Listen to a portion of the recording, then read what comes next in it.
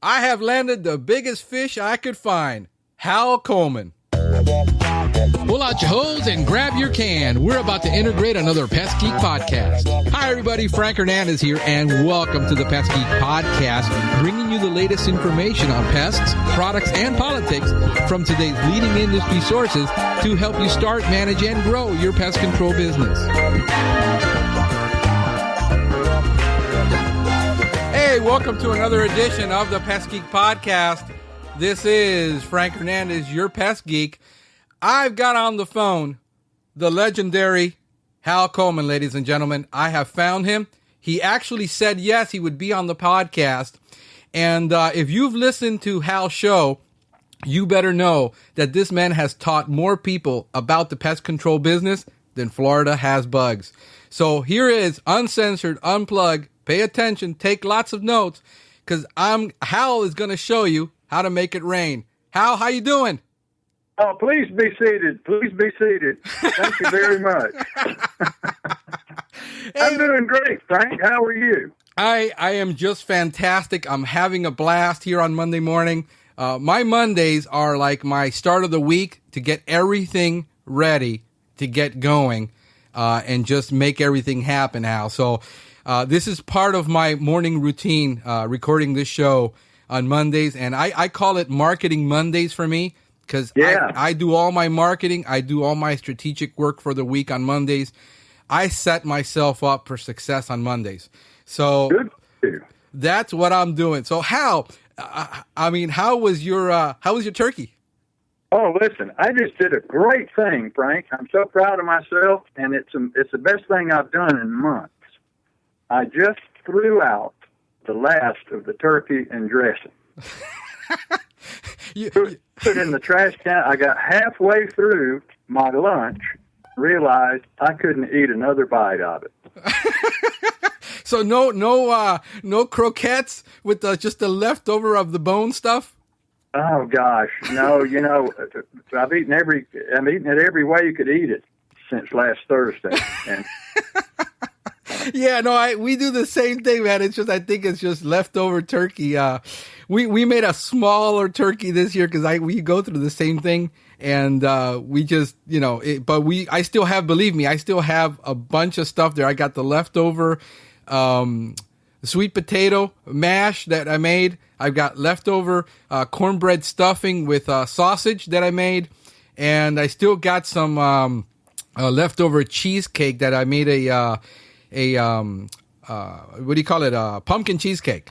We wanted something different. So you've got one over me that you actually got rid of it. I'm still living with it. Well, you'll know when the time is right. Yeah, probably about right after this podcast. Hey, listen, I know that you got a lot of stuff going on, and you were very generous enough to come on this podcast, and we wanted to talk to people because I'm getting a lot of email and a lot of calls from people that are really, really struggling in their pest control. They're struggling with, scheduling, pricing. They're going insane trying to manage their pest control business, and I wanted to talk about these pain points that people are struggling with. And always my philosophy is you have to lay the right foundation at the beginning. If you don't, you usually will end up trying to discover things by trial and error, which can be very, very painful. So I wanted you to tell us a little bit about you first, because maybe some people don't know you. I mean, if you don't know who Hal Coleman is in the pest control business, you've been living under a rock. Okay. So you're my son. I graduated from the University of Georgia in 1974 with a degree in entomology, and I went to work for the Georgia Agriculture Department as a pest control regulatory inspector. I did that for 10 years. Then I left there and went to work for a large independent pest control company. I worked 3 years running a pest control route, and then 3 years in 100% commission sales. And then in June of 1990, I left there, went into business for myself as a one-man with a spray can operation. I kept that business for 18 years, and at the end of the 18th year, I had decided I'd had enough. I grew it up into a good business and sold it to do what I do now, which is I study stuff that would just bore the heck out of most people, and it's neuroscience and buyer behavior and psychological buying response triggers and all the stuff that goes on in the subconscious mind that causes people to purchase things. Right.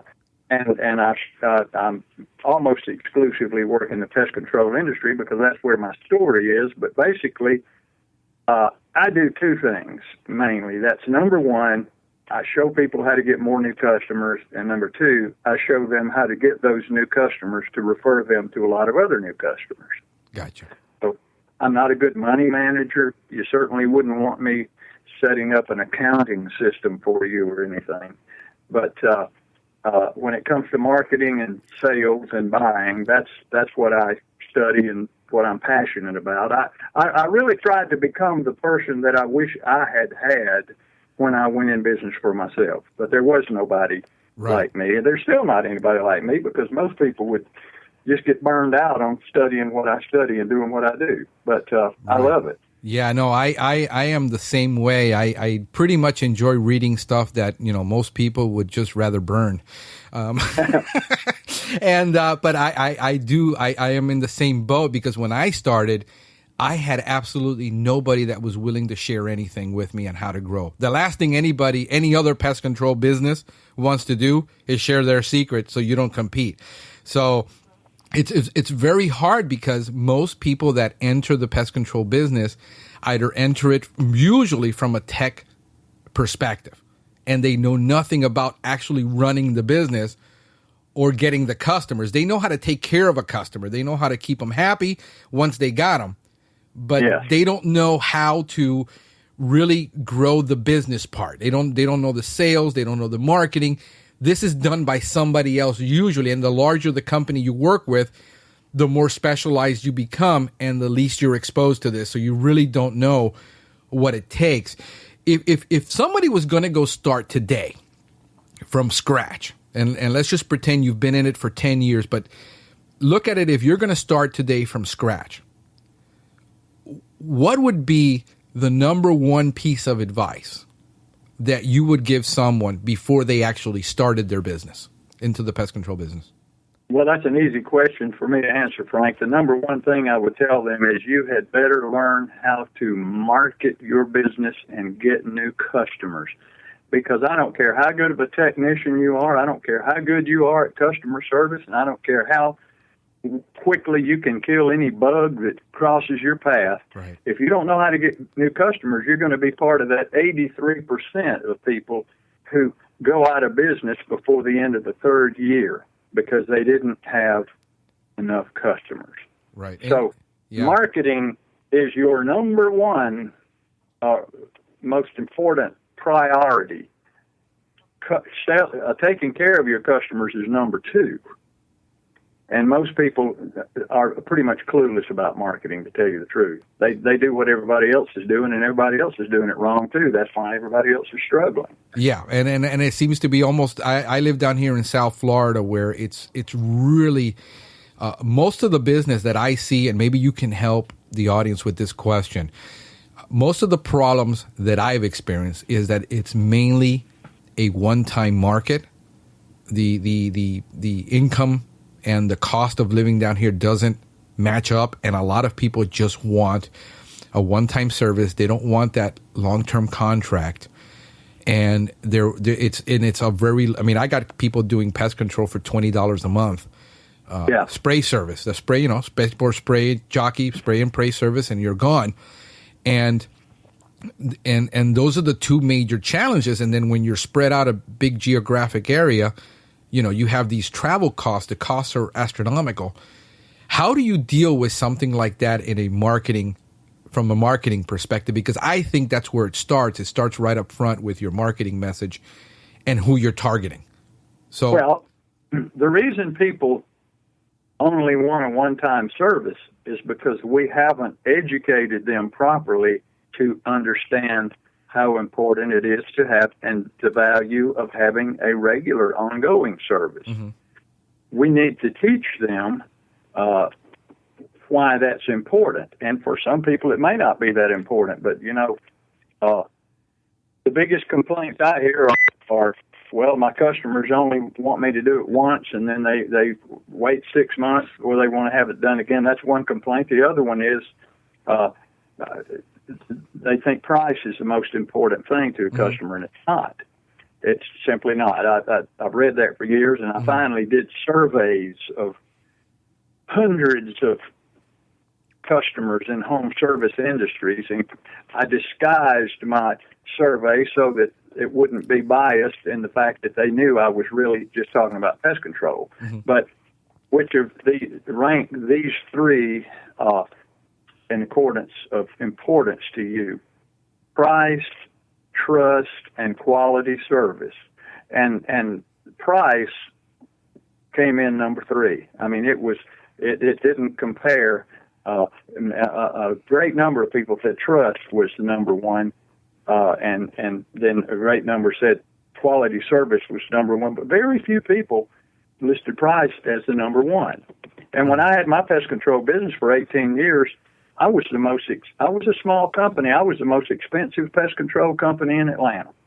I was more expensive than the big guys and everybody else. And, on an average, I averaged out the 18 years I was in business. My business grew an average of 13% a year for 18 years. Wow, that's really, really impressive. The most expensive company in town. So when people say, I can't get those big prices like you did, I say, you're right, you can't, because you don't know how. But I can show you how. But there's no advantage to being a cheap service, and there's not a real advantage to just doing one-time treatments. You need to educate your customers, and so that they see the value in having year-round protection from you. And so it's all about communication. Mark Twain once said the difference between the almost right word and the right word is like the difference between a lightning bug and lightning. and the vast majority of people in their sales presentations and on their websites and their brochures and their door knockers and their flyers, they're using the almost right words to sell. Right. Yeah. And they end up getting lightning bugs. But go ahead. Knowing the right combinations of words and phrases to open the buying vault in your customer's brain is the key to what I call magnetizing your business, so that people are just attracted to you from everywhere because of your messaging that you have on your website, on your vehicles, your business cards, your door hangers, your brochures. Very few people have a one-page bread and butter sales letter that they use. It's one of the most powerful tools you can have to sell business. People don't have one. If I say, do you have a sales letter? They look at me like, what's a sales letter? So it's all about the messaging that we persuade people to do things. If you want to persuade them to sign up with an ongoing service versus an on-call or just a one-time service, you have to know how to persuade them to do that. Let me ask you this. What do you I'm going to ask you 2 questions since we're on this topic. What do you feel the number 1 main words would be to use in your marketing to attract people? And then I'll give you the vice versa of that. Is what do you think the definite do not use words? Because words mean things. And when you use them, you can get people to do something or you can get people not to do something. And the words that we, in my workshops, I teach a lot of what are called the top buying response generating words. Right. The words that have been scientifically tested and proven through split testing for years that these words generate the buying response. They cause people to pull the trigger and say yes versus words that confuse. The number 1 most powerful buying response generating word in the English language is the word free. Right. Okay? Free. Free just is remarkable because if you give something of value to someone for free, it does two things with that individual subconsciously, a lot of times without them even realizing it. It creates a solid sense of appreciation. Now they appreciate you, but it also creates a sense of obligation because we don't like to be on an unequal playing field. This all comes from the subconscious level. But if you walk into a restaurant at lunch and you're walking up to the door and there's a total stranger comes walking up right behind you, and what do you do when you open the door? You say welcome or thank you for coming? You open the door and you allow that person behind you to walk to first. Gotcha. Most people do that. But if it's a double door, they get to the inside, and then what do? They open the second door to allow you to go through because they want to pay you back. So gotcha. I got you. When people think it creates a sense of obligation to pay you back. This is known as the law of reciprocity. So the best way to get people to buy from you is to give them stuff. And this is on such a simple, basic level. You see it at the food court when you walk through the mall. Somebody approaches you with a plate full of bourbon chicken, and you eat some of it, and you like it, and they catch you right at 11:30 when you're hungry, and it stimulates your taste buds, and your stomach calls for food, and a great percentage of people will go over there and buy that bourbon chicken. Right. So it doesn't have to be... like it also because they just gave you some of it, you see. Right. And these are not something that you give away that costs you an awful lot. I mean, it's a sample. I mean, it's... I'm not talking about giving away koozies and key fobs and ballpoint pens because 99% of those things go in a trash can. Right. And I've never heard of anybody yet calling somebody on the phone and saying, I got this ballpoint pen here with your name on it, so I thought I'd call you to do business with you. They don't even read it half the time.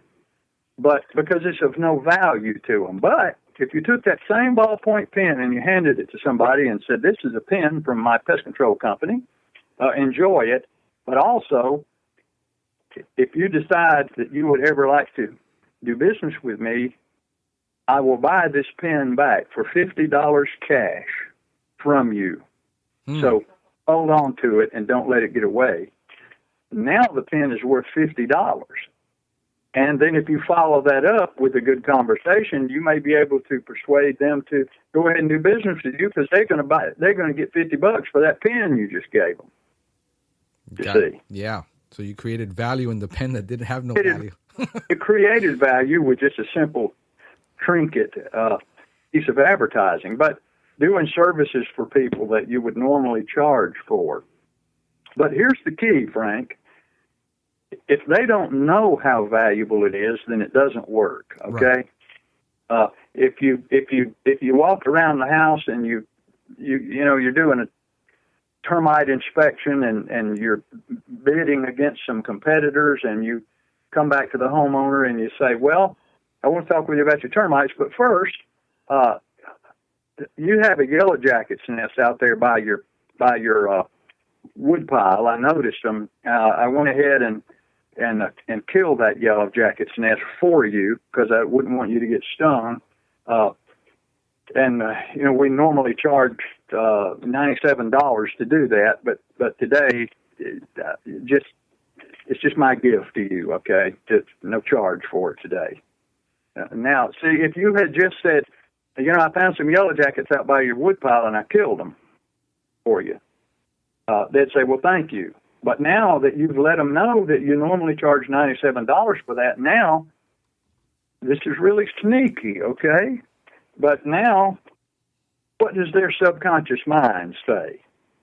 Their subconscious mind says, oh, I feel like I owe this person $97 now. I'd like to repay them for that, so maybe I'll just choose them to do business with instead of the other people, and that way I'll feel like I paid them back for the $97 job that they just gave me. Right. Right. Does that make sense? No, that makes perfect sense. Yeah, it's that the law of reciprocity, which most people don't understand. That it's something that can't be seen, felt, but you can experience it if you ever do it. So, Yeah, and it can be felt by the subconscious. You see, all buying decisions originate in the subconscious mind, not in the conscious mind. Okay, right. This is really a powerful thing. When you're talking to somebody and you're doing a sales presentation for them, okay? Let's say you go out to their house and you sit down and you're talking with them about a termite treatment. And you're sitting at the table across from somebody talking to them. Who do you want to be talking to? You'll want to be talking to the decision maker, right? Right. Because if you're not talking to the decision maker, you're just wasting time. So knowing that the subconscious mind is the decision maker when it comes to buying, when you're sitting across from somebody talking to them, do you want to be talking to their subconscious mind or their conscious mind? Yeah, their subconscious. You want to be talking to their subconscious mind. And this is if people only understood this, it would change the way, it would dramatically increase their sales and their customer list, because most people speak to the conscious mind because they don't know how to speak to the subconscious mind, but it's just stupidly simple to do it once you learn how to do it. Right. Once you learn those right words and phrases that speak to the subconscious, and there are certain words and phrases that speak to the conscious mind. But if you're speaking to the conscious mind, you're not speaking to the decision maker, so you're really wasting a lot of time. And if you've ever, you listeners right now, if you've ever gotten finished doing a sales presentation and the person said, well, this looks pretty good, but I just need to think it. I just need to think it over. I just need to think it over. What happens is you unknowingly and unintentionally got them into what is known as a state of cognitive dissonance. You confuse them with conflicting words and signals and phrases, and their subconscious couldn't see the contrast. It couldn't come to a clear decision, so it made no decision. Right. If you said exactly the right things with the right words, the person would have no choice but just to say yes. Because, see, if you're sitting down talking with somebody about pest control, their subconscious mind's already made the decision to buy, or else you wouldn't be there in the first place. Right. Right? And, so, I'm sorry. I don't know if I got off on a rabbit trail there. No. It's fascinating. Believe me, it's very fascinating, because most of the time, when I used to do sales training and sales management, the excuse from every salesperson, it's the price. It's always the price, and if we can just lower the price, we get the business. Yeah. And that's never. That's never really the price is always going to be too much, because nobody knows what it really costs. They might have done pest control 10 years ago when it was, inflation has taken in, and they still have that price in their mind. But it's never really the price. You either didn't answer a question that they had in their mind, or you didn't present. Because most people, what they do is, we do pest control and it's $85. That's the extent of their sales presentation. Yeah. And I think, well, see, we're blue collar guys. Pest control, all home services industries really are blue collar industries, and they're usually owned by people who started out as technicians and worked their way through the ranks and finally broke away, started their own business. We're blue collar folks. We don't get the same training as they do when they go to work for the CIA. Okay, and so our sales are just pathetic in a lot of cases. In the majority of cases, we learned how to sell from Fred Johnson, who'd been with the company for 49 years, and he's the top salesman. So he passes on this tribal knowledge to everybody that comes along, and there's so much garbage in there that they don't realize. Right. You see, the customer says no because they don't know. They say N-O because they don't K-N-O-W. They don't know, so they say no. Right. I know Zig Ziglar used to say, the more you tell, the more you sell. The more good information you give, if you give people enough of the exact right information, then all the barriers will be gone, and they'll have no other alternative but to say yes to you, and they'll say no to your competitor. Right. No, that's one of the key things that I always stress, even in everything that we do, is in the information age. That's what good information is. What you need to give people. You need a good sales presentation that creates value, and why should they do business with you? Not just simply because most people get tired. I mean, they've gotten beat down, and they're tired of just. And all they do is quote the price, and pretty much if the customer buys, he buys, and if he doesn't, he doesn't. That's pretty much the attitude a lot of people have taken that I see.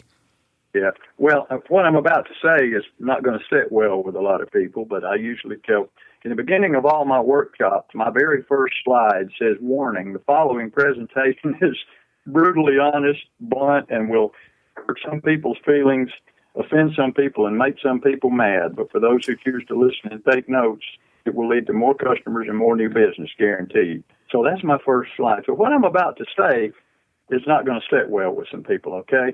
And that is this. In the pest control industry, the vast majority of people who are in sales aren't really salespeople. They're simply glorified order takers. Right. They get a lead from the office and say, here's Fred Johnson, call, make an appointment, go out and talk with. Well, Fred Johnson's already made the decision to buy. He's just trying to decide who to buy from. And so a lot of the hard work is already done, and you just got to go out there and not blow it. That's the thing. You just have to go not blow it, and you'll get the sale.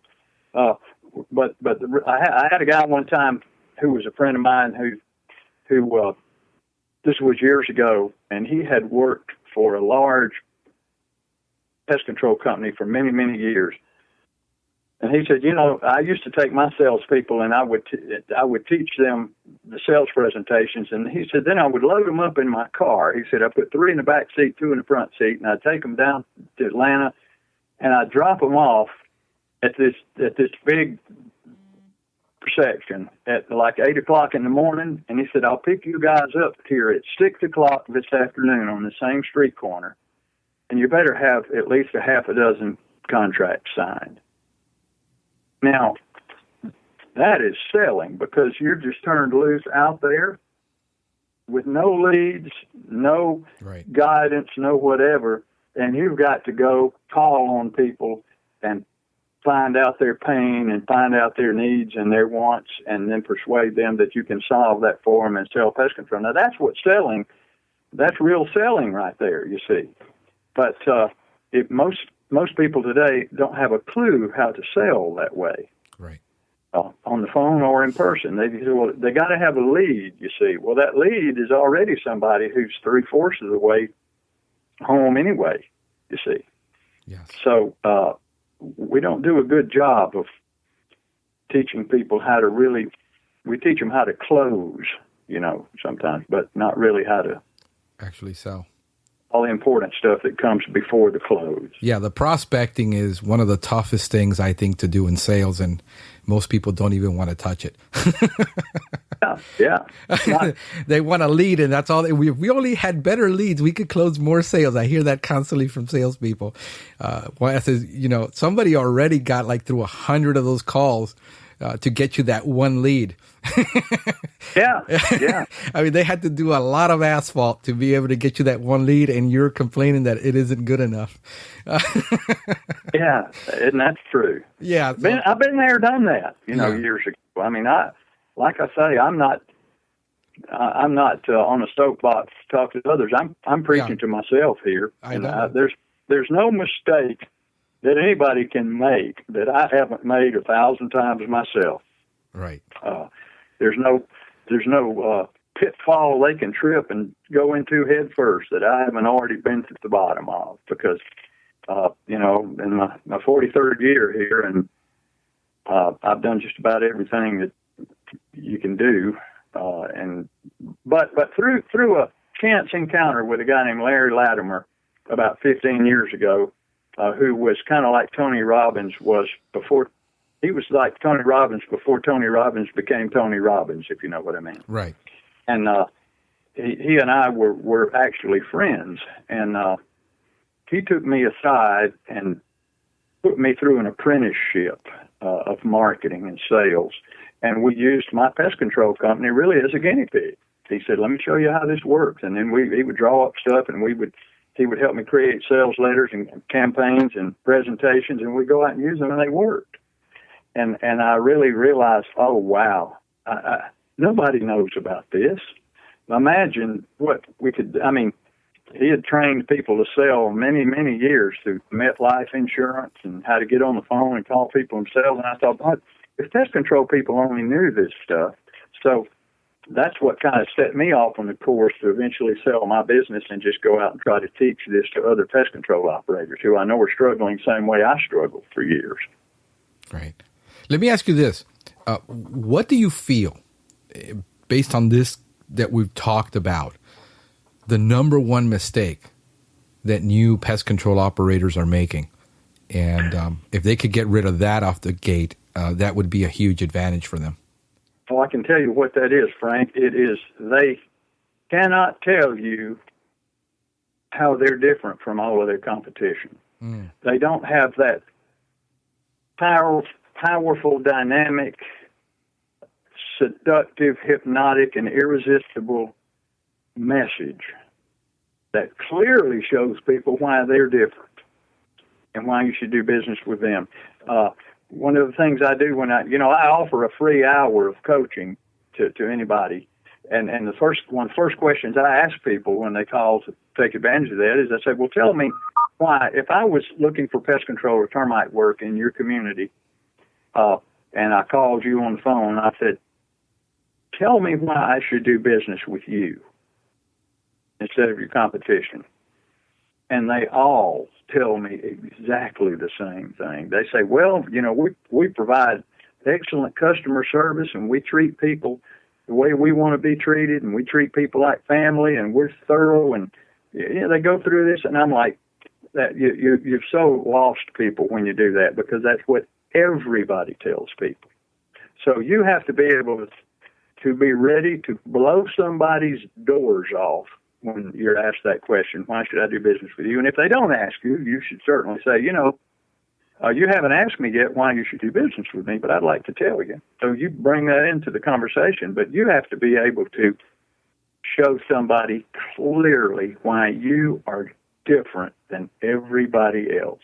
Here's what you can get from me that you can't get from anybody else. And if it's something that the people want, then they're going to buy it from you because they can't get it from anybody else. That unique selling proposition is the one thing that just would initially set people apart, because that becomes the drumbeat of all of your marketing. You mentioned early in the conversation about a firm foundation to build a company on, okay? Well, there's something below that foundation, and you know what that is? It's the footing. If you build a house on a weak footing and you build the foundation on that, the foundation's going to crack because the footing shifted. So the very beginning of building a house is the footing. And in marketing, it's your message, what sets you apart. And that message then becomes your drumbeat. It's on your website and your vehicle and your business cards and your sales presentations and your oral presentations, your written presentations, your networking messages in your community. It's just here's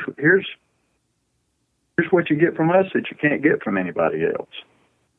Right. And I think that get excellent customer service from everybody, even the ones that don't give you good customer service tell you they give you good customer service. So all that, with good customer service, we treat you like family, we do what's right, you can trust us, all that stuff, that's just, when it comes to marketing, that's just a load of crap, because that's what everybody's telling everybody. Right, yeah. Nobody says, hey, by the way, we have crappy service. Would you want to do business with us? Nobody does that. So it's expected that every company does this. And there's nothing unique about that. So I think, and again, it doesn't come, what we've said before, it's a blue collar business. Most people don't come with a marketing background. They come with a technical background. Yeah. And a lot of this, they either learn by trial and error, or they just give up, or go through life with their business the way it is, which kind of leads me to my next question that I really, really want to ask you. Based on your comment, because you must talk to a lot of people, a lot of business owners, do you feel that most of the people that call you are happy in their business? No. Because if they were really happy, they wouldn't be calling me. They're struggling. The people who call me are looking for answers. They're struggling. You know, they've hit walls. I've got a client right now who just going in his second year of my coaching program. And when we met in October a year ago, we sat down and talked. I met him at a conference. And he said, you know, I've been in this industry for about 26 years. He said, but I've had my own business now for 12 years. And he said, I'm a one-man operation. And he said, I finally, he said, I've been watching your videos and hearing about you, and I want to talk with you. He said, I don't know how to grow my business. And so now, after working 1 year, he is right now has just hired his third employee, and his business is just booming, you see, because he was at a wall, and his wall was one man. He didn't know how to even break through to the next level. And walls come for different. I know I've got a guy right now who's at a wall at about $300,000 a year, and he's been there now for about 6 years. $300,000 a year. He doesn't know how to. He grew up to 300,000 pretty easily, but then he hit a wall. You know, my business hit a wall at about $1 million, and so there are different stages of growth. But you have to know how to avoid those walls, and if you do hit one, you got to know how to break through it. You can't just keep. If your company's not growing, it's because you're not doing the things to make it grow. And if you keep doing the same things that you're doing, you're going to stay right where you are. Right. Yeah, it's the old Chinese proverb. Yeah. Keep doing the same thing, expect a different result. With one-man operation. Listen, I have some friends in the industry that I grew up with, so to speak, who were one-man operators, and they've stayed that way for 25 or 30, 40 years, and they got their mattresses in the house stuffed with money, and they're doing great, and they love it, and they never wanted to grow their businesses. They didn't want employee issues and everything else. So that is great if that's what you want. But the people who call me want more. They want to grow. They just don't know how to do it, and they're looking for help.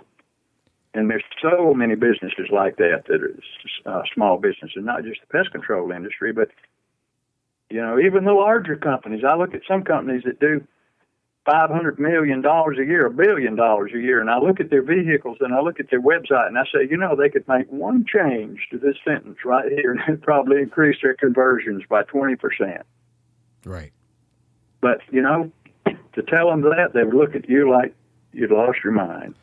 Yeah, I've been there, done that. I am constantly in an evolutionary process of this stuff. I never settle for, you know, a lot of people look at me and they think I'm just complacent because I'm content doing what I do.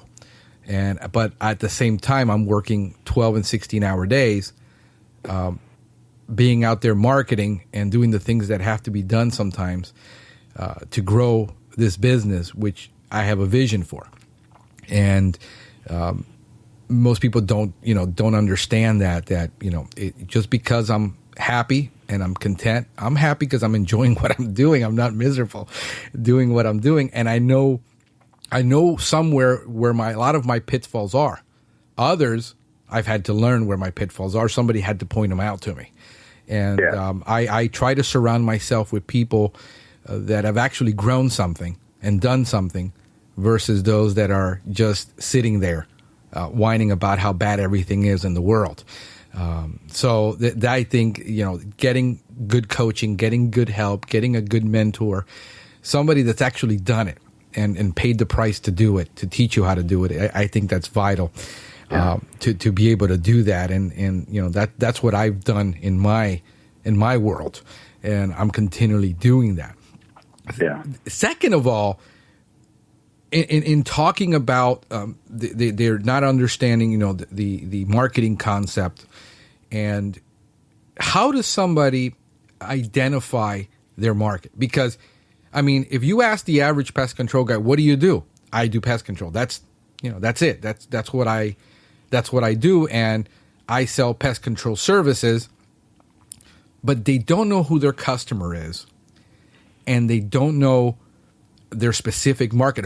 So they're going after everybody. They're taking that shotgun approach to everything, and not really the importance of narrowing your focus, being specific.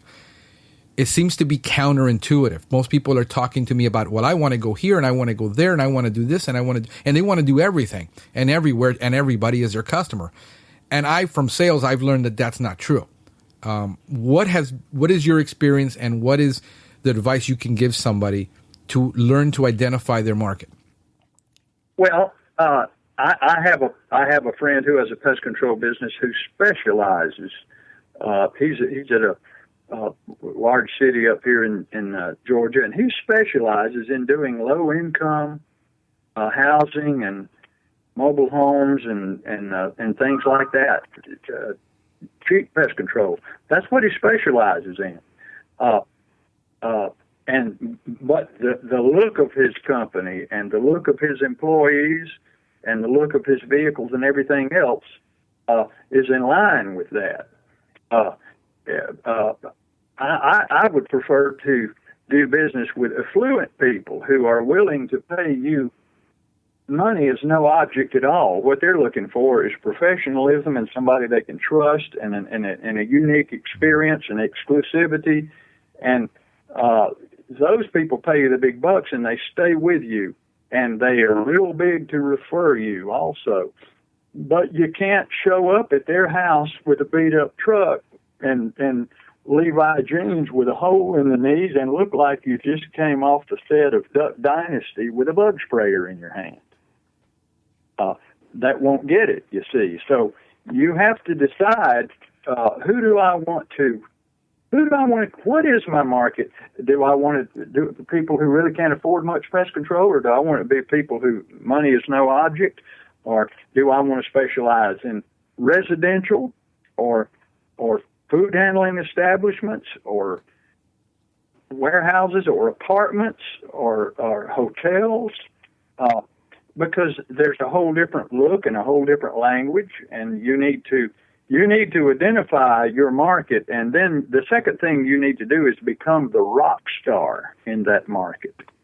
You need to become the person who is the best in that market. I have a client who does nothing but apartments. That's all. Apartments. And he used to do everything, but now it's just apartments. He's gotten rid of all of his residential. He doesn't do any restaurants. Only apartments. But his presentation is, all these other companies that dabble in doing apartments are going to cause you problems because they don't devote enough time to it. They can't, and they can't make money, and you're going to get same service you've been getting me.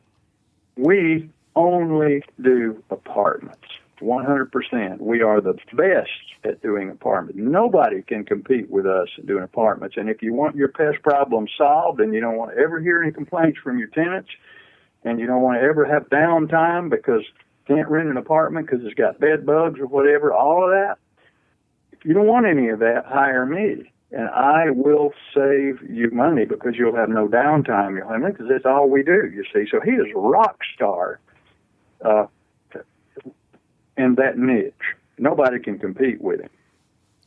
So does that kind of answer your question? Yeah, I wanted to lead that into another question, because every market analysis that I've read from PCT Magazine, from Pest Management, from everybody, states that for the last 50 years, the pest control industry is pretty much purchased, or the people who buy pest control is really about 20% of the population. Mm-hmm. There's an untapped market that is in 80%. When I look at that, I attribute that to the income level of people who buy pest control, which is that 75, mainly really the ones is the 100,000 a year household income plus majority of people who really buy that 20%. In your experience, obviously in commercial restaurant, it's all different, but in the residential pest control market, is it really the upper end, people who are making 100, 150,000 a year, who are buying pest control services, and that other 80%? Because it's hard to buy pest control when you're making $28,000 a year. Well, most of the people making $28,000 a year this day and time, I don't know if most, but a large percentage of them are millennials, Generation Y. Mm-hmm. And they don't buy pest control. Their parents buy pest control because they're living at home. In a lot of cases. Listen, I had a lot of clients who were on fixed incomes. They were retired, and they had a fixed income. But when you look at the generation of, it's a generational thing. When you look at baby boomers, or especially our parents who are pretty much passing away now, and we're becoming the oldest generation. But those people are a lot more conservative with their spending, but they're also much more in tune with avoiding problems and maintenance. So they're willing to spend whatever it takes to take care of their home, so that they don't end up with a lot of damage and big expenditures later on. So it's knowing how to speak to those people, and there again, showing them the value. So the older somebody is, the more likely they are to purchase something like prevention. It is hard for somebody who makes $28,000 a year, but most of the people who make $28,000 a year are not homeowners. They may be renters, or they may be living at home. They're not really homeowners for the most part. Gotcha. Okay, so that the majority of the customers who purchase the actual pest control, unless you're selling, like you said, to apartment buildings, the landlord is really paying for that. The majority are actually homeowners that you're targeting. Yeah, you're dealing with the property manager. That's who you're dealing with. Right. Yeah. Okay. All right. Cool. And now let's talk about actual pest control, because I know we've talked a lot about marketing, but what is pest control? Because again, most people think it's either spraying. I mean, that's what, if you look at pest control, I look at every ad out there that I see, and the one company that I see that's done a brilliant job of branding themselves is B&G. Mm-hmm. Everybody and their grandmother has a B&G can in their hand and in a picture somewhere where they're doing pest control. And in the mind of the customer, that's what pest control is.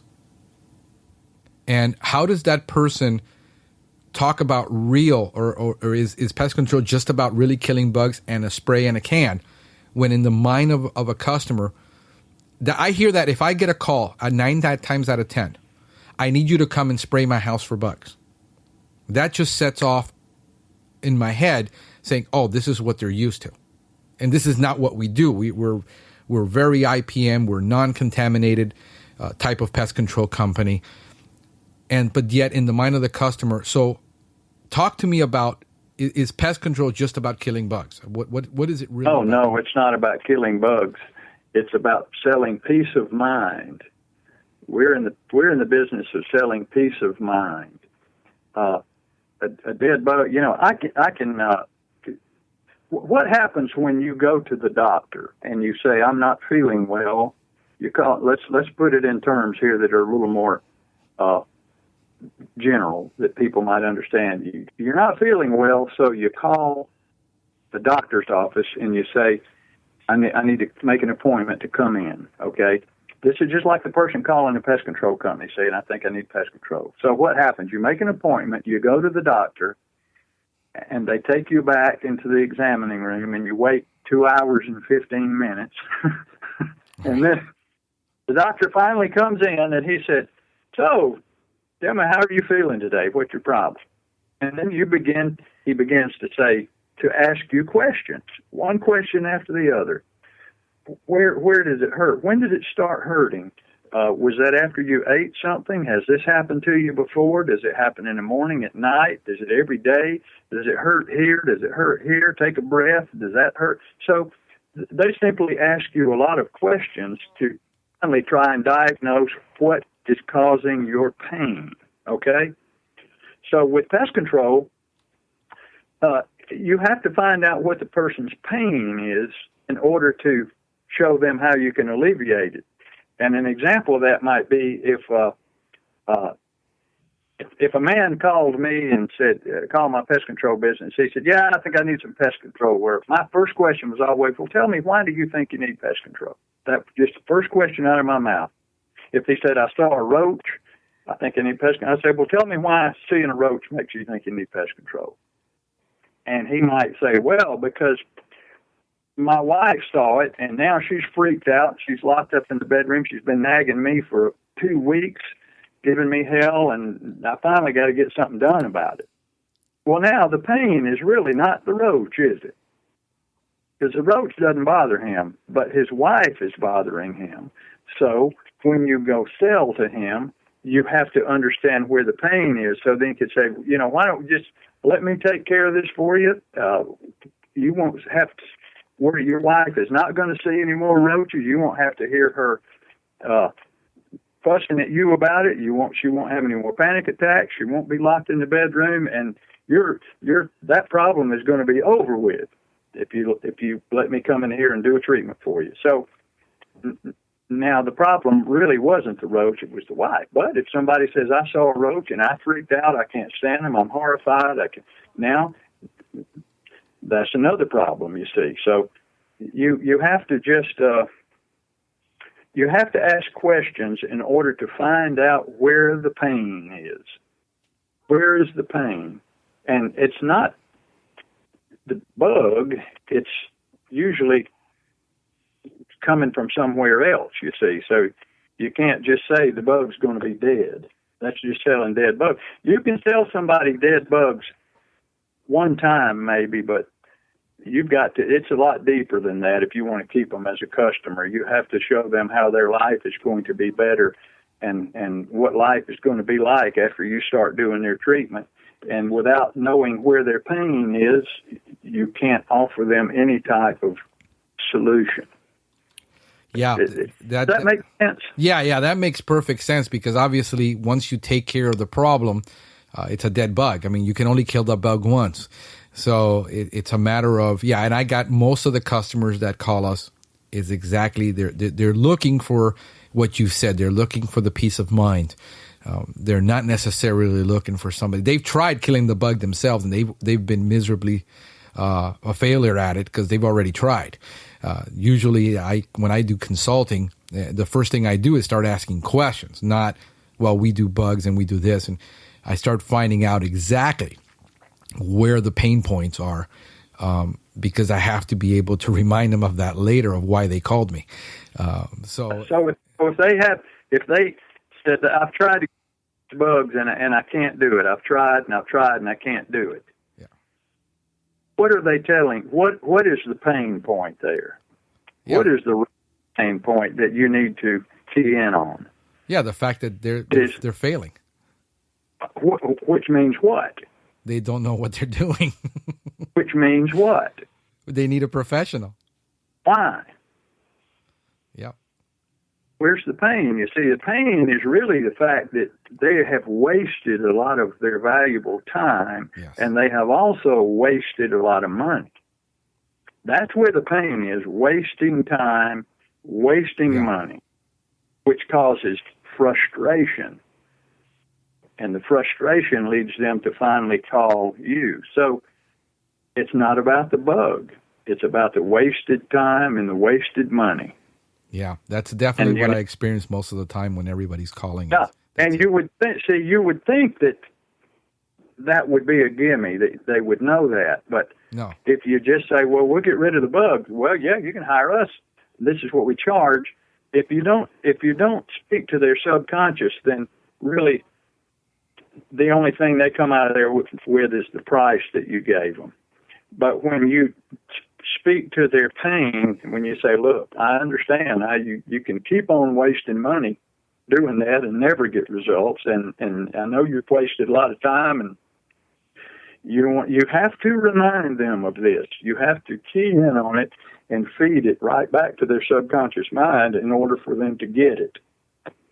Because if you don't, they won't figure it out on their own. No, that's a constant. They're calling. They're like, just, we're trying to get them to tell us all about what it is they're experiencing for that same reason. And yeah, you're right. If I just quote a price on the phone, it means absolutely nothing. But we've actually built value through that consultation and help them understand why it is that they're going through this and how this is going to stop this immediately, that immediate pain that they're feeling. And that's where normally, we close 75% of our business that way, of all the calls that come in. And what happens when you identify that pain and if they're battling, for instance, rodents, trying to solve those on their own, or German roaches, or fleas, or bed bugs? What's the other option that can happen if they continue to do it on their own? Well, it's going to get worse. It's going to just escalate. Get worse. Yeah. Yes. You need to bring that up too. Yeah. Say, this may, and it may not always get worse, but say, this could get a lot worse. Yeah. And imagine what it would be, the frustration you'd have, and if you had twice as many rats. They breed, they have a litter every 28 days. Right. So getting them to imagine how it could be so much worse is another response generator. Right. And it's learning how to speak to the subconscious. You see, that's what it's all about. And it's really good selling and marketing is just all about communication, knowing the right words and the right phrases and exactly the right times and what sequence to use those in, so that the barriers just fall one by one, almost like dominoes. And at the end, they want to do business with you instead of your competition. Right. Let me ask you this. Because obviously we spend a whole lot of time talking about getting customers, mm-hmm. but very few people consider ever the fact of getting rid of their customers. Should you get rid of some of your customers? Should you fire your customers? Because most of the times people get fired by their customer. But some of my customers needed to be fired at. I needed to take them out in the woods and shoot them and bury them in an unmarked grave and go off and leave them and forget about them. There's a time when you need to fire a customer. And it could be, for a lot of reasons, it could be because that one customer is geographically expensive for you to serve. There are cases where you might talk to a customer, say, I'm going to put you in contact. I'm going to have one of my associates with another company contact you and set up an account with you, and I'm going to monitor it and make sure everything works well, but I can't continue to service you because you're 70 miles away and it takes a whole half day to come out here and do this, and I can't do it. So that's one instance where you should fire a customer, but you should help them find another company. But customers who don't pay, customers who continuously act at you, they even think they see a bug. They want you back out there. They drive you crazy. They don't pay on time. Anytime a customer is causing you internal friction or anguish or anxiety, you don't need that. So some customers are simply not a good match for us, okay? Right. And if they're not a good match, we need to get rid of them. Yeah, for their sake, for our sake too. Yeah, my cues are when I'm doing the initial consultation, looking for keywords that they're in their vocabulary, like I don't ever want to see a bug in this house. I mean, when somebody starts talking like that, I usually know that this is not going to be a good fit, because realistically, it can't be done. I got customers that I don't want to see, I want to see my grass perfect 365 days of the year. If I'm paying you. I used to have a standard for that, and this was back years ago, kind of pre-internet, at least to the degree it is today. But when they said, I don't ever want to see a bug in my house, my standard line was, well, here's what you need to do. You need to go back to the yellow pages, and you need to keep calling until somebody will guarantee you that you're never going to see a bug. And that would kind of make them laugh or chuckle. They'd say, well, I know.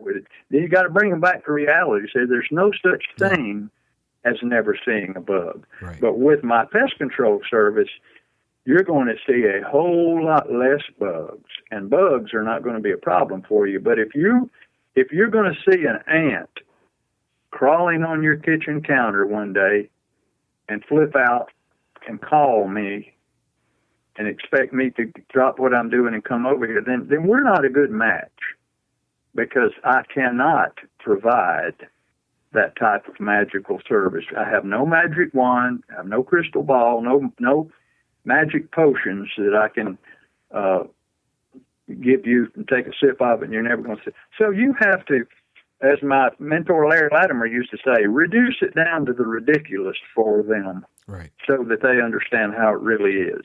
Right. Reduce it to the ridiculous.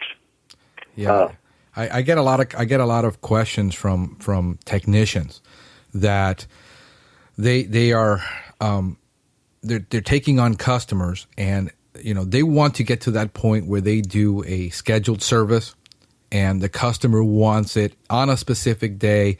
They want to be told when you're going out, at what time you're going to be there. And I just found in this business, with everything that we deal with weather, with the time that it takes to travel from one location to another, the distances sometimes that some people, because of their geographic, obviously it's a lot more dense here in Miami, Florida than it is probably somewhere out in the middle of Nevada. So the cost, so when a customer is expecting, that all of a sudden, you want all this, and all you really are trying to do is, you just really need to do an exterior service. There's no need to spray the house every single time you go there, and especially in a lot of parts of the country. Sometimes it is necessary. A lot of people are struggling with that whole scheduling thing, that the customers are just upset because they want it on a Tuesday afternoon when you're not in that territory. A lot of people have their territories broken up by zip code or geographic. What would you say to you mentioned part of it at the beginning, but what would you say to that? Well, when I was running a pest control route and for another company for a few years back in the 80s, and also when I started out in business and I ran my own route, I didn't want anybody doing my scheduling for me.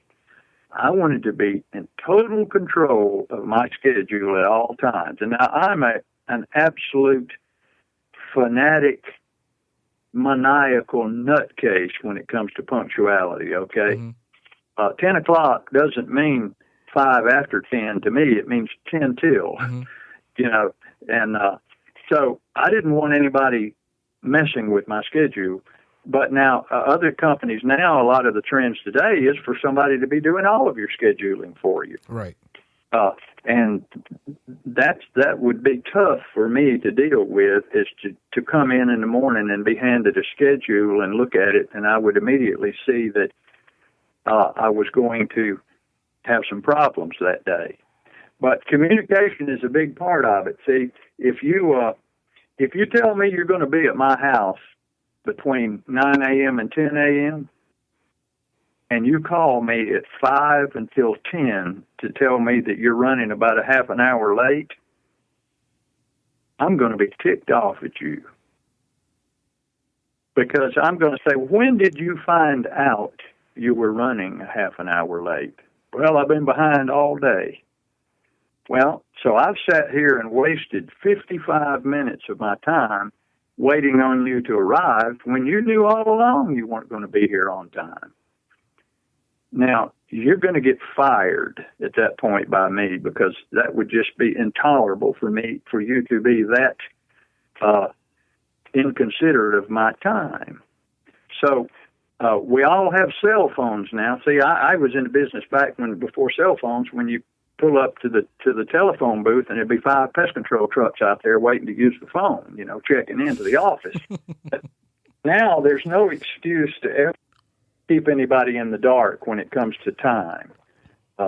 If you know you're going to be running late, call the customers ahead. Say, I know I'm not supposed to be at your house in a couple of hours, but I'm going to be running late, so you have 2 options. You can wait for me, or we can reschedule for another time. And I apologize for this inconvenience. You're generally okay, but being absolutely considerate of people's time and making sure that you don't ever waste a minute of their time is key. So when somebody else is doing the scheduling for you, it's more difficult. It's more difficult to manage. But when it's more difficult to manage, you need to have much better communication with your customers to let them know that this is not an exact science, and things go wrong, and Murphy shows up with his laws. So I used to tell people, I'll be at your house between 9 and 10, but due to the nature of my business, things can go awry in a hurry, and my schedule can get thrown off. But if I see that I'm going to be late and not make it in that window, I'm going to call you as soon as I find out. And I'm going to let you know and give you the option of rescheduling if you want to. But I would say you're never going to sit there looking at your watch wondering where I am because I was supposed to be there already and you haven't heard from me. That's never going to happen. Never. And people really like to hear that from you. That's a great selling point, is that you will never waste a minute of your time wondering where I am. So it's difficult to right. be on time every time. And for those customers who demand it, you have to have a clear understanding with them that this is not a perfect world, and running a route is not perfect. And if they are intolerable of that and say, well, if you can't be here at 9 o'clock every single time, yada, yada, then say, well, maybe we're not a good match for you. Right. Finding that good fit between you and your customer. Find somebody who has no other customers and you're their only customer, and then they'll be there at the exact same time every time because they have nowhere else. Yeah, right. See, you reduce it to the ridiculous. Right. Yeah. Let me ask you, because we're getting close to the end here of we've been talking now for over an hour. I thought you said we had 5 hours. Hey, if you're game, I'm game. I can talk till the cows come home. I can get a conversation out of a 2x4 in the wall. But we were going to take a lunch break and then come back for the afternoon session. Yeah, it was a conference. It wasn't a podcast. No, but I know that you're busy, and I know that you're involved because you've got your own podcast now. What's the name of your podcast?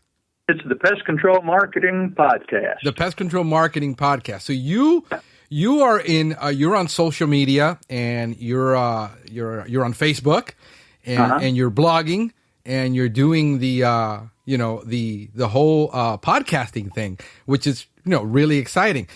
Plus, I've got about 180 videos on YouTube. Oh, you do? Okay, so we need to. And is it under what name is that under? If you just go to YouTube and search Pest Control Marketing, you'll find bukus. On my website, pestcontrolmarketer.com, and that's marketer, not marketing. Okay. Pestcontrolmarketer.com. Right.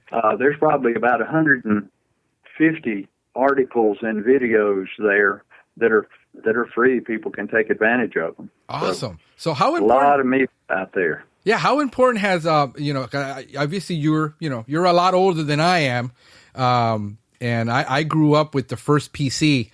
But how important has social media been to you, and how are you leveraging that? Well, I would say that about 98 to 99% of my business comes from the internet. Wow. And this is a guy who my former office manager, who I'm friends with, continues to remind me, you're the guy who pointed your finger in my face and said, it'll be a cold day in hell when you put a computer in my office. I said, did I really say that? She said, yes, you did. So I was dragged into the computer age kicking and screaming by the feet. I mean, I wanted no part of it. But I'm not a technical person, and I was doing just fine with the telephone and the yellow pages. But, things change, and I began to embrace it because I had mentors who, I pay a lot of money and continue to pay a lot of money to learn things. And at the time, I was going to marketing seminars and workshops and had mentors that I got coaching from, and they just drug me into this, said, you got to do this. So then once I began to embrace social media,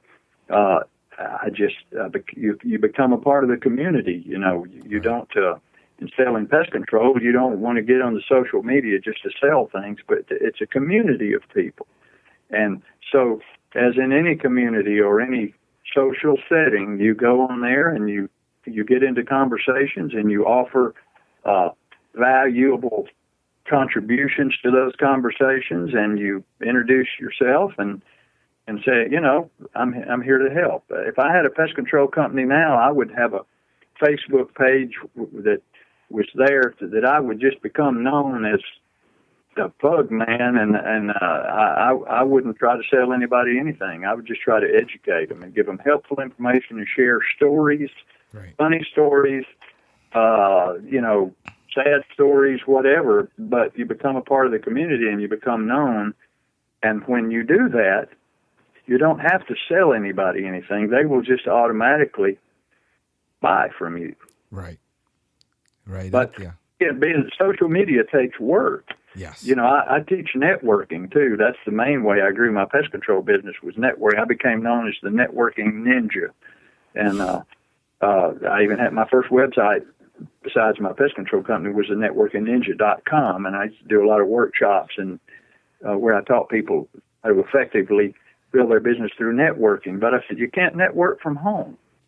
You have to get out into the community and shake hands and get to know people and get their business cards and invite them for coffee and go to the meetings. And the same way with social media, Facebook or LinkedIn, you got to put time into it, and you got to wade into it and find the groups and contribute to them and become known and credible and liked and loved. But you have to continuously do that. You just have to keep working at it, and you can't just put up a Facebook page or a LinkedIn page and think that that's going to do anything for you. Right. You have to be a part of the community. Right. No, I totally agree. It goes back to that law of reciprocity that you mentioned. That the more things you do for other people, the more people feel obligated to pay something back. And I think that's vital to understanding social media. A lot of people don't understand that. All they're doing is putting up their ads constantly about how they're $65 pest control, and that's all you ever see. You never see them share anything from anybody that's worthwhile reading. It's just about ads. And I think they get some calls from that. They get some calls from it, but they don't realize that there's a fortune out there beyond that they don't know. They don't understand how to harvest. They're just really getting the low-hanging fruit. Right. No, I think it's fantastic that I talk a lot of people that you really need to be on those social medias. The best social media you can be on is the one you can actually be engaging in. And it's not worthwhile being on everything, but find that one that two that you can really be engaging in. I'm a talker. I'm a terrible writer, so for me to write blogs is really, really difficult. But I am comfortable in a microphone, and I'm comfortable in front of a camera, and that's what I use. So that's where I engage people, where I feel comfortable and I can be successful in, and that's the way I do it. I think other people need to find out what their strong points are. If it's writing, then write blogs, and if it's if it's talking to people, I mean, it's hard to be a pest control guy and be a hermit. So Yeah. I don't know how I don't know how people, I just can't talk to people. I'm like, dude, I don't get it. Yeah. I had a client last year who he went in business for himself in the pest control industry and got licensed, but he couldn't network. He couldn't talk to people. He couldn't sell. He didn't know how to do anything, but he really knew how to kill bugs. But he's not in the business anymore. I kind of talked him into getting out of it because he went back into some type of machinery, heavy equipment repair, which he was formerly in, where all he had to do all day was work on a piece of equipment. He didn't have to talk to anybody. Right. Yeah, that's key. If you can't talk to people, you probably shouldn't be in business. That's true. But a lot of people just do it for the wrong reason. A lot of people just got fed up with their boss that day and said, "That's it. I've had it. I'm out of here. I'm going to do my own thing." Or their boss is getting rich. Yeah. And some of them are, but they're the ones who've learned how to do it. Right. And they know so much more than that technician knows.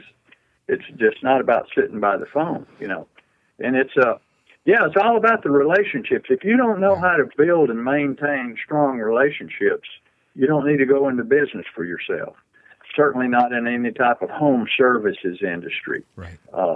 You could do it in some type of IT or something, but and that's something I point out to people. They'll say, "Well, what do you do to keep customers from bailing out on you for a cheaper price? Every time somebody offers a $5 cheaper price, my customers bail out." I said, "Well, let me ask you this: do you have a family physician that you go to?" And they say, "Yes." If you found a cheaper doctor, would you change doctors? They say no. I said, what about a dentist? Do you have a regular dentist? Yes. Well, what if I could find you a cheaper dentist? Would you switch? Well, no, I wouldn't do that. Well, what about the person who repairs your automobile? Yeah, I've been going to the same guy for 20 years. Well, if I could find you a cheaper mechanic, would you switch mechanics? No. Well, then why do you think people switch pest control companies or lawn care companies for somebody $5 cheaper? It's because there is no relationship there. No relationship.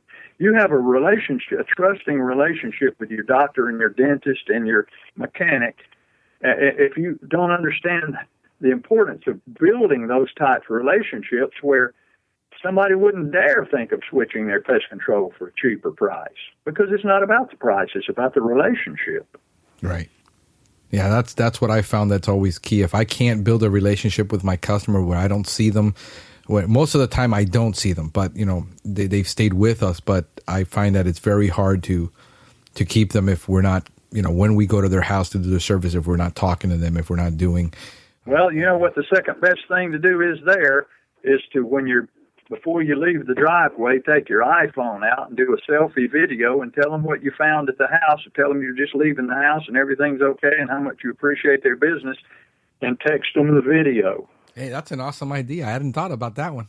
Now they know you've been there and you're hearing from you and you're appreciating, and you can make suggestions about things. Hello, Mr. Johnson, this is Hal. I just want to let you know I'm sitting here in your driveway and I just finished your inspection, and I'm going to recommend you move that firewood that you piled up against the back of the house there, because that's going to be a problem, and you got some caulking you might need to look at, but I found a wasp nest and I got rid of that, and then I did my regular maintenance and everything's okay. And I just want to let you know how much I appreciate your business. And you call me on my phone 24 hours a day, 7 days a week. If you need me, you pick up that phone and give me a call. Okay. And you have a great weekend, and I'll talk to you. I'll see you next month. And text it to them. Right. That's a brilliant idea. I send them emails because I always, whenever I'm on their property, I write it on their invoice. This is what I found. This is what I'm doing. I'll be back next week to follow up on this, so you know that I'm on top of it. And I'll send them and I'll shoot them an email when I'm there, usually, because most of them are flying, traveling, or whatever. But I never thought about actually doing the same thing on a video. That's just awesome. Video is the next thing to being there, shaking hands in person. That is just amazing. Powerful. YouTube now has surpassed Google in being the most searched Yes. Place. So if you're not using video to promote your business and market your business and increase your sales, you're falling behind at an alarming rate, because people go to your website and pull it up. They need to see, they need to see a video of you saying, "Hi, this is Hal. Thanks for stopping by my website today. I hope you're not having a pest problem, but if you are, scroll on down, read about my company, and click on the menu bar and see what services we offer. And if I can ever help you, call me. My number's right here. And thanks again for stopping by the website, and let me know if I can ever help you." Now, they have a name and a face. Now that business has all of a sudden gone from being a lifeless entity to having a heart and a soul that people can identify with. Right. Hey, it's not just business anymore. It's Hal Coleman, the bug guy, talking to me. Yeah, let me ask you about that, because I've always struggled with the personal branding versus the corporate branding on for my business, and I've chosen to do right now the personal branding. I am the face of my company. I kind of look at it from like Men's Warehouse, where he was the face. Oh yeah, the Men's Warehouse. Look at what Lee Iacocca did with Chrysler when it was in the tank. He was the first person to really come out from behind the corporate curtain and sit down and have a conversation with Americans face to face on the TV and tell them to buy Chryslers. And they loved Lee Iacocca, and they fell in love with him, and he just turned Chrysler around by coming out and meeting the people. Dave Thomas with Wendy's. Yes. Look what he did. "Hi, I'm Dave Thomas, and this is my daughter, Wendy, and you need to come buy hamburgers." And George Zimmer, the guy you were talking about, "You're going to like the way you look. I guarantee it." Yeah. Well, here's the top guy telling you he guarantees you're going to like the way you look. We see it over and over. Mrs. Fields did with her cookies, and you see Angie with Angie's List. I mean, people are discovering that when you give the company a name and a face, it just takes on a life of its own. And now people, they don't want to do business with the company. They want to do business with you. And now when they call, they feel like they know who they're talking to. Right. That's what I've done with all the videos. 90% of my calls come from YouTube and the internet. So that's great. And that's where we're focusing our efforts and doing the personal branding where somebody actually sees somebody, versus just an ad for the company or the company logo or the name and writing on the name. That's what I should. But I always struggle with that, because I said, man, if I get bigger, does this? But then you're right. I mean, you just took me back to my college days with Lee Iacocca, one of the guys that I really, really loved in the business world. So that was pretty cool. Hey, listen, we're going to go on hour number 2 right after the break, Hal. But no, I actually have a coaching call coming up soon. Yeah. So I'm gonna. I have really enjoyed this. I mean, I always like to talk about marketing and sales and the pest control industry in general. Which I could talk about it all day. Yeah. Never get tired. I am so honored really to have you here today and be able to spend this time with you. And I know a lot of people are going to get just a huge benefit out of this. So I really do appreciate that. If somebody wants to call you, Hal, what's the best place for them to get a hold of you at? How do they talk to you? Oh, thank you. They can call me at 770-993-0004. And if they're interested, they give me a call. I'll be glad to give them a 1 hour absolutely free session and talk with them about their business. It won't cost them a penny, and I guarantee you they'll come away from the call with some great information and insights to help them get more new customers. And they can visit my website, pestcontrolmarketer.com, and sign up, put your name and email address, and sign up for my newsletter, and you'll get a video or a new podcast from me, one or the other, every week, usually every Sunday morning at 7 a.m. Awesome. So thank you. And obligation whatsoever. No, I appreciate it. And, what else can we say, Al? I'm going to have to say goodbye because I know you got a call coming up, and but I could sit here and talk to you for another hour very easily. Oh, we'll save that other hour. Yeah, we'll do that. We'll do this again. We'll go for round 2. You got it. The advanced session. Yeah, the advanced Hal Coleman Selling Podcast. There you go. Hey, man, I appreciate it. You have a great one, sir. Take care of yourself. Thank you, Frank. I appreciate you having me. You got it. Bye-bye. Well, I hope you've enjoyed this edition of the Pest Geek Podcast. If you would like to be part of the Pest Geek Podcast, you can give us a call at 707-395-7378 and leave a recorded message with your question, your comment, or just simply let us know you'd like to be on the podcast, and we'd love to have you. Also, I want to give a special shout out to Good News Pest Solutions from Nokomis, Florida. They're following us on Facebook. Really love your stuff. Hey, thanks for following us and thanks for visiting. Also, IPM Innovation Lab from Virginia Tech in Blacksburg, Virginia. They're following us on Twitter. These guys are doing amazing work. They're working to raise the standard of living in the developing world by reducing damage caused by pests without harming the environment. Check them out at IPM_IL. On Twitter, they're following us. So thank you so much for that. If you like to follow us, we're on Facebook and Twitter. Look us up, Pest Geek Podcast, one word, or visit our website at pestgeekpodcast.com. This podcast has been sponsored by Audible. If you like listening to good audio, you're going to love Audible. Check out a free trial and get a free month at audibletrial.com/pestgeek. Hey, and I like to give you the tech tip of the week.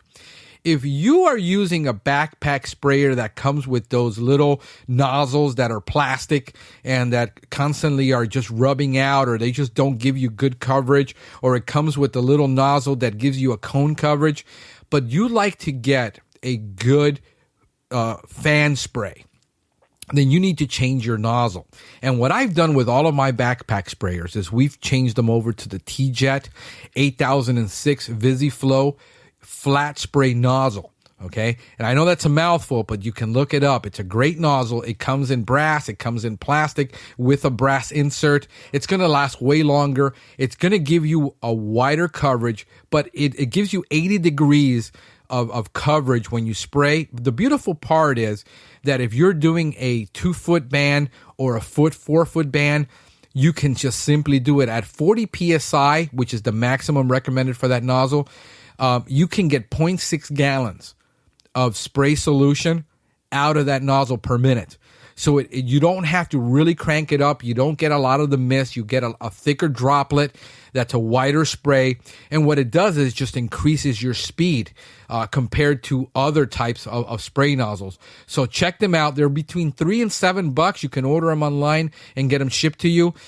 It's the T-Jet 8006 VisiFlow nozzle. Check that out. And again, guys, it's been wonderful to see you this week, to talk to you, have you here. I greatly appreciate you listening to the podcast. I will see you next time. Thank you for listening to the Pest Geek Podcast. If you have enjoyed the Pest Geek Podcast, please give us a rating, write a review, or subscribe to the channel. You can join the Pest Geek Society by visiting pestgeekpodcast.com. Thank you for listening. See you next time.